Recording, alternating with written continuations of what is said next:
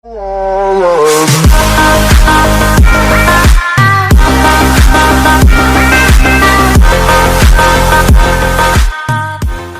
warahmatullahi wabarakatuh. Kembali lagi bersama channel saya. Seperti biasa teman-teman, di channel ini akan memberikan tutorial.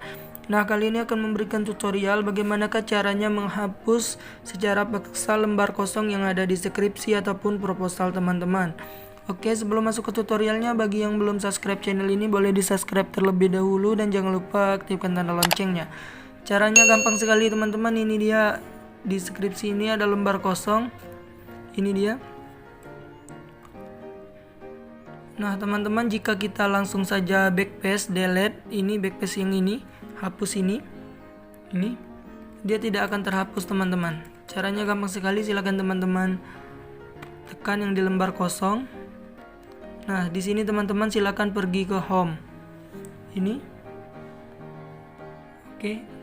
Nah di sini teman-teman silakan, ini dia tanda yang ini, oke. Nanti akan timbul seperti ini. Caranya gampang sekali, silakan teman-teman langsung aja klik delete, otomatis langsung terhapus teman-teman lembar kosongnya.